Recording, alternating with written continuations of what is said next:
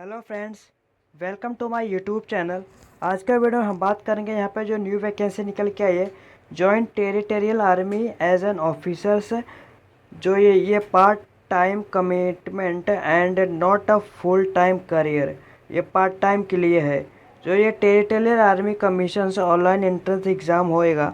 जो डेट यहाँ पे ऑनलाइन एंट्रेंस एग्ज़ाम 20 जुलाई 2025 और सबमिशन ऑफ एप्लीकेशन से 12 मई 2025 से 10 जून 2025 तक रहेगा।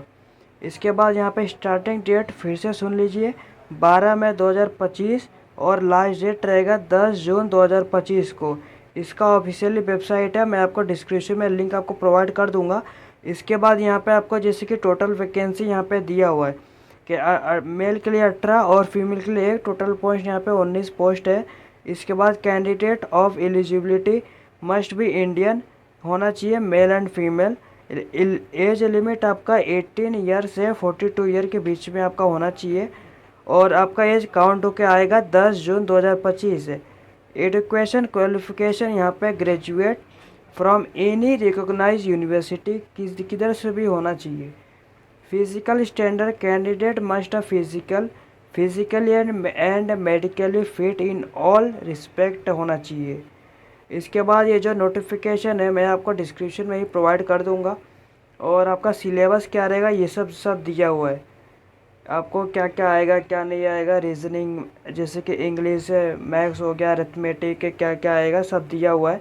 इसके बाद आपको और बेसिक इन्फॉर्मेशन मैंने आपको दे दिया है और अगर आपको कुछ और जानना रहेगा तो डिस्क्रिप्शन में ही आपको लिंक इसका मैं प्रोवाइड कर दूंगा नोटिफिकेशन का, आप जाके देख सकते हो डाउनलोड करके। और फॉर्म अप्लाई लिंक भी डिस्क्रिप्शन में ही आपको मैं प्रोवाइड कर दिया हूँ। आप जैसे आप फॉर्म अप्लाई लिंक पे क्लिक करेंगे, यहाँ पे territorial army commission online entrance exam OEE 2025 आपको ऐसा इंटरफेस देखने को मिलेगा। इसके बाद यहाँ पे आपको जैसे कि टू रीड एडवर्टाइजमेंट आप देख सकते हो और यहाँ पे इंस्ट्रक्शन आप देख सकते हो कैसे आप फिलअप कर सकते हो। और यहाँ पे आपको स्टार्टिंग डेट 12 मई 2025, इसका लास्ट डेट रहेगा 10 जून 2025।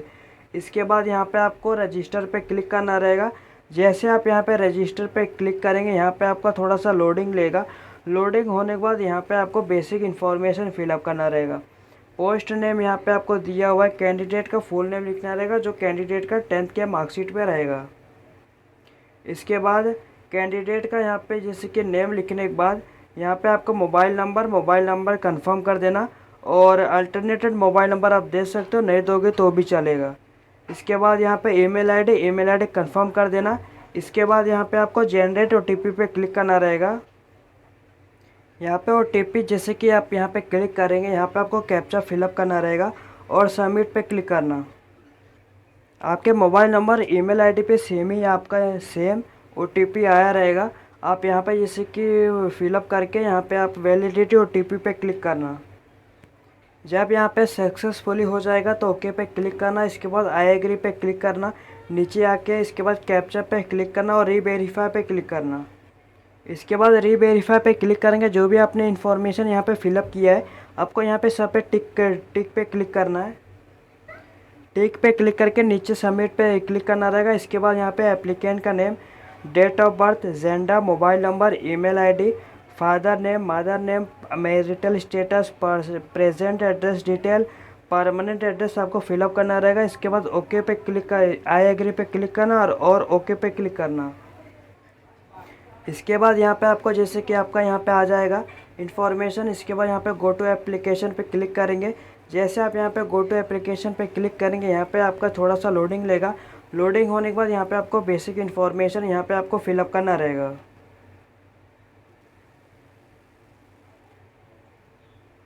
इसके बाद यहाँ पे बेसिक इन्फॉर्मेशन में यहाँ पे पोस्ट कोड यहाँ पे आपका आ जाएगा, पोस्ट कोड और यहाँ एप्लीकेशन का नंबर, पोस्ट कोड, यहाँ पे आपका जेंडर सिलेक्ट करना रहेगा। इसके बाद यहाँ पे अपना डेट ऑफ बर्थ सिलेक्ट करना। डेट ऑफ बर्थ सिलेक्ट करने के बाद आपका एज यहाँ पे काउंट होके आ जाएगा। आपका यहाँ पे नेशनलिटी इंडियन चूज करना, आपका जो भी रहेगा। इसके बाद number of attempt already made in PIBOE, अगर आप कितना अटेम्प्ट अगर आप एक बार किए रहेंगे तो 1 करना, अगर आप पहली बार कर रहे होंगे तो यहाँ पे 0 क्लिक करना। इसके बाद पर्सनल डिटेल आपको फिलअप करना रहेगा यहाँ पे, जैसे कि पर्सनल डिटेल में आपका नेम आपका आ जाएगा पूरा। इसके बाद यहाँ पे आपका नेम आ जाएगा, फादर नेम, मदर नेम लिखने के बाद अपना मैरिटल स्टेटस यहाँ पे आप जैसे कि दे देना। इसके बाद अपना रिलीजन यहाँ पे जैसे कि फिलअप कर देना। इसके बाद यहाँ पे मोबाइल नंबर और ईमेल आईडी आपका देखने को मिलेगा। इसके नीचे आने के बाद आपके इधर कौन सा नियरेस्ट रेलवे स्टेशन है यहाँ पे आपको जैसे कि दे देना रहेगा। इसके बाद यहाँ पे आपको टेस्ट सिटी प्रेफरेंस है, यहाँ पे टेस्ट सिटी प्रेफरेंस यहाँ पे आपको ध्यान रखना, जो भी यहाँ पे आप प्रेफरेंस वाइज यहाँ पे आपको देना रहेगा। इसके बाद यहाँ पे आपको जैसे कि प्रेफरेंस सिटी में यहाँ पे प्रेफरेंस टू यहाँ पे ध्यान रखना, सब में आपको अलग अलग यहाँ पे आपको फिलअप करना रहेगा, सब आपका अलग अलग होना चाहिए। सेम रहेगा तो यहाँ पे जैसे कि आपका फॉर्म डिसमैच हो जाएगा।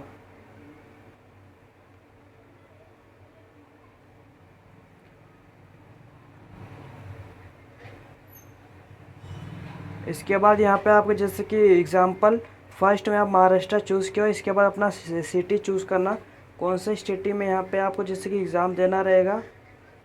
इसके बाद अगर आप सेकंड में आपको जो भी यहाँ पे आप दिए रहेंगे, आपके इधर जो भी नज़दीकी रहेगा वहाँ पे आप सिलेक्ट कर लेना।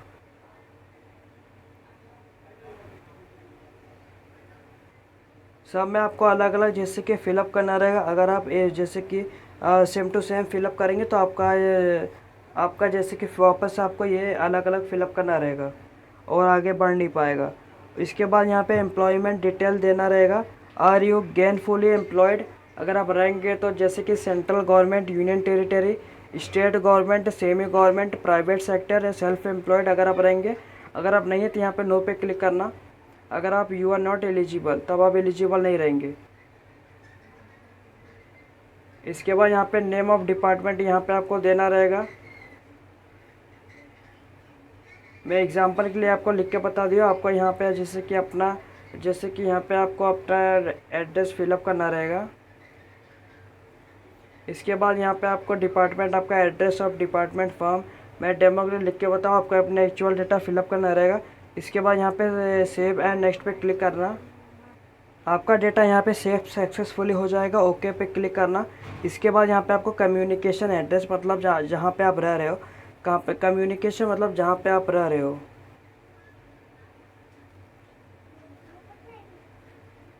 एड्रेस 1, एड्रेस 2 में आपको पूरा एड्रेस, कंट्री यहाँ पे चूज़ करना, अपना स्टेट चूज़ करना, कौन से स्टेट से आप बिलोंग करते हो। स्टेट चूज़ करने के बाद यहाँ पे आप जैसे कि सिटी चूज़ करना। इसके बाद यहाँ पे अपना पिन कोड दे देना। आपका जो भी पिन कोड रहेगा सब आपका यहाँ पे जैसे कि वैलिड डॉक्यूमेंट, आपका वैलिड इन्फॉर्मेशन होना चाहिए। अगर कुछ भी डेटा मिसमैच रहता है तो आपका यहाँ पे फॉर्म रिजेक्ट हो जाएगा। करस्पॉन्डिंग एड्रेस फिलअप करने के बाद आपको परमानेंट एड्रेस आपको फिलअप करना रहेगा। करस्पॉन्डिंग मतलब जहाँ पे आप रह रहे हो, और परमानेंट एड्रेस मतलब जो आपके आधार कार्ड पर रहेगा। अगर दोनों सेम रहेगा तो इस पर टिक करना यस पे। अगर दोनों जैसे कि अलग अलग रहेगा तो यहाँ पे नो पे क्लिक करके आप यहाँ पे एड्रेस फिलअप कर लेना। अगर दोनों यहाँ पे सेम रहेगा तो यहाँ पे यस पे क्लिक करने के बाद जैसे आप यस पे क्लिक करेंगे आपका डेटा यहाँ पे ऑटोमेटिक फिल हो जाएगा। डेटा फिल होने के बाद अंदर नीचे आ जाना।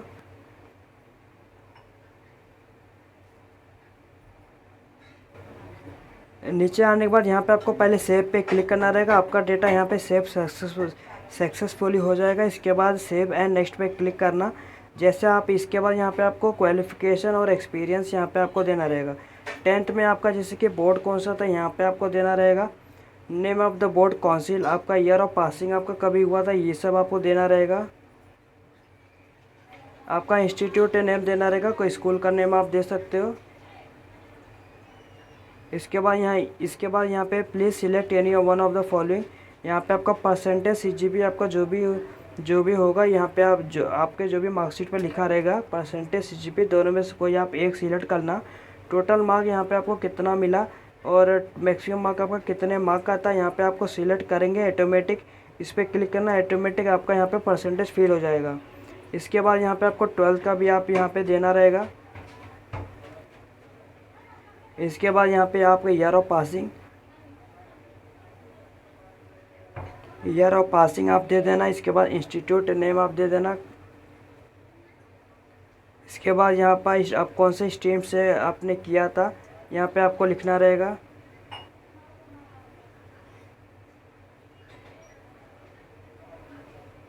इसके बाद यहाँ पे आपको जैसे कि परसेंटेज सीजीपी जो भी यहाँ पे आपके पास उपलब्ध रहेगा सिलेक्ट करना। टोटल मार्क आपको कितना मार्क्स मिला ये आपको लिखना रहेगा। इसके बाद यहाँ पे मैक्सिमम मार्क आपका कितने मार्क का था इस पर क्लिक करना। ऑटोमेटिक यहाँ पे डेटा फिल हो जाएगा। इसके बाद यहाँ पे ग्रेजुएशन यहाँ पे आपको जैसे कि देना रहेगा।